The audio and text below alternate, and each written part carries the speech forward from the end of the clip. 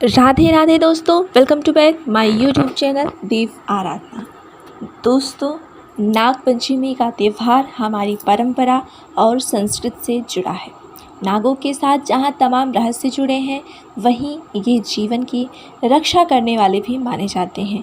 नाग पंचमी पर विधिवत पूजन करने से इन देवता की कृपा मिलती है। साथ ही व्रत कथा पढ़ने का भी विधान है। नाग पंचमी सनातन धर्म का एक विशेष त्यौहार है, जिसे हर कोई बेहद श्रद्धा और आस्था के साथ मनाता है। ये पर्व नाग देवता को समर्पित होता है। इस साल नाग पंचमी 29 जुलाई को मनाई जा रही है। इस दिन शुभ मुहूर्त में नागों की पूजा करने से विशेष फल की प्राप्ति होती है। नाग पंचमी पूजा का शुभ मुहूर्त 29 जुलाई को सुबह 5:55 से 7:51 AM तक रहेगा।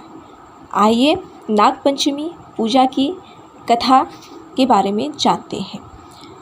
प्राचीन काल में एक सेठ जी थे, जिनके 7 पुत्र थे और 7 के विवाह हो चुके थे। सबसे छोटे पुत्र की पत्नी श्रेष्ठ चरित्र की और सुशील थी, परंतु उसके भाई नहीं था। एक दिन उस घर की बड़ी बहू ने घर लीपने के लिए पीली मिट्टी लाने के लिए सभी बहुओं को साथ चलने को कहा, तो सभी एक साथ डलिया और खुरपी लेकर मिट्टी खोदने के लिए निकल पड़ी। जब बहुएं मिट्टी खोद रही थी, तभी वहाँ एक सर्प निकला, जिसे बड़ी बहू खुरपी से मारने लगी। यह देखकर छोटी बहू ने उसे रोका और कहा, इसे मत मारो, यह बेचारा निरपराध है। यह सुनकर बड़ी बहू ने उसे नहीं मारा। तब वो सांप एक ओर जा बैठा।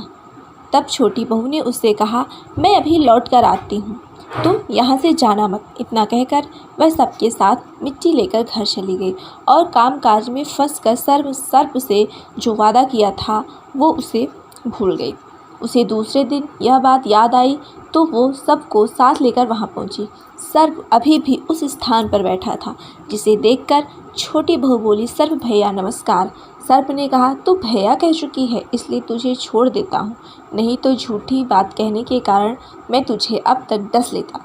वह बोली, भैया मुझसे भूल हो गई, उसकी क्षमा मांगती हूँ। तब सर्प बोला, अच्छा, तू आज से मेरी बहन है और मैं तेरा भाई, तुझे मुझसे जो मांगना हो मांग ले। वह बोली, मेरा कोई भैया नहीं है, अच्छा हुआ तुम मेरे भाई बन गए। कुछ दिन व्यतीत होने पर वह सांप मनुष्य का रूप रखकर उसके घर आया और बोला कि मेरी बहन को भेज दो। सबने कहा, इसका तो कोई भाई नहीं है, फिर तुम कौन हो? तो वह बोला, मैं दूर के रिश्ते में इसका भाई हूँ, बचपन में ही बाहर चला गया था। उसके विश्वास दिलाने पर परिवार के लोगों ने छोटी को उसके साथ भेज दिया।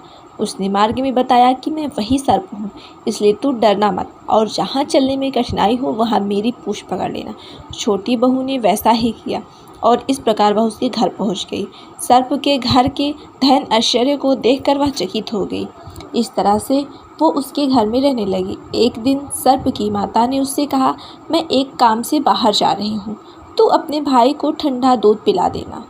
उसे इस बात का ध्यान नहीं रहा और उसने सांप को गर्म दूध पिला दिया, जिससे उसका मुख जल गया। यह देखकर सर्प की माता को गुस्सा आ गया, परंतु सर्प के समझाने पर वह चुप हो गई।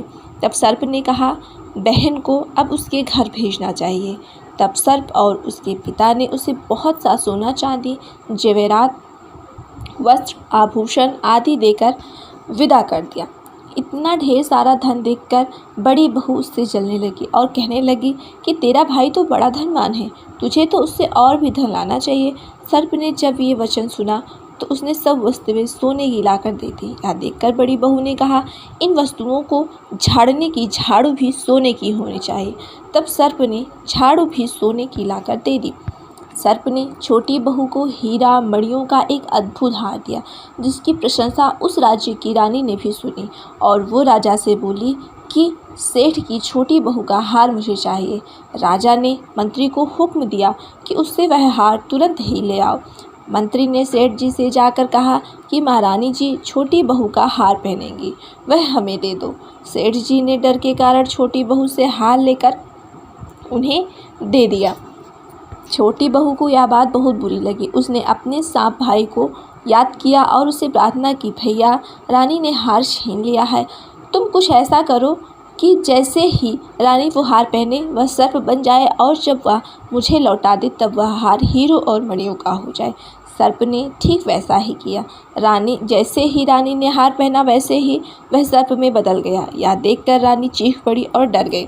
यह देखकर राजा ने सेठ के पास खबर भेजी कि छोटी बहू को तुरंत भेजो। सेठ जी स्वयं छोटी बहू को लेकर राजा के दरबार में उपस्थित हुए। राजा ने छोटी बहू से पूछा, तूने क्या जादू किया है? मैं तुझे दंड दूंगा। छोटी बहू बोली, राजन दुष्टता क्षमा कीजिए, ये हार ही ऐसा है कि मेरे गले में हीरों और मणियों का रहता है, और अगर इसे कोई और पहनता है तो ये उसके गले में सर्प बन जाता है। यह सुनकर राजा ने वह सर्प बना हार उसे देकर कहा, अभी पहन कर दिखाओ।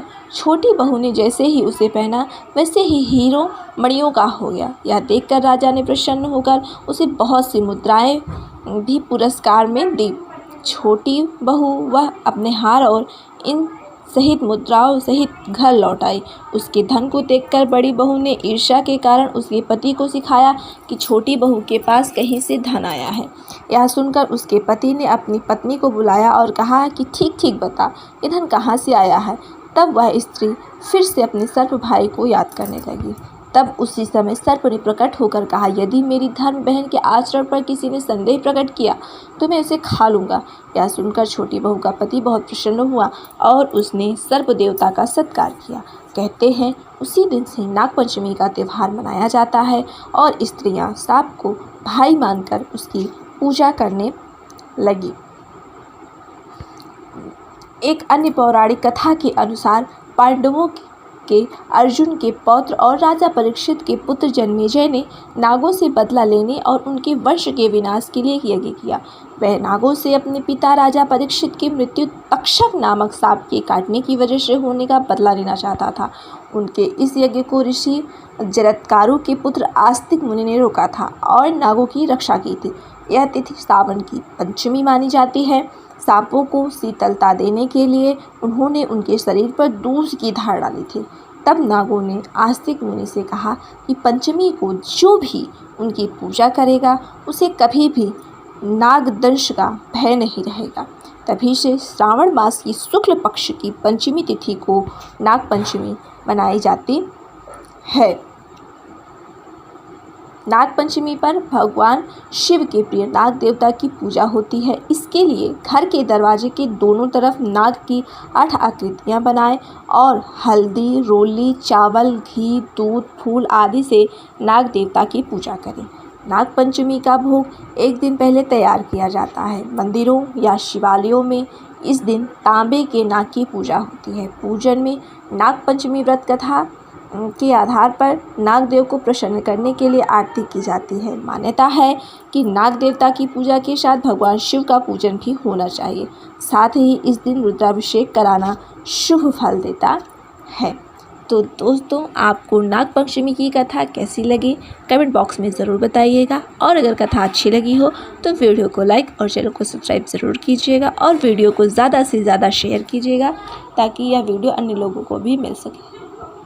आज के लिए बस इतना ही। मिलते हैं अगली वीडियो में, तब तक के लिए नमस्कार। प्रणाम।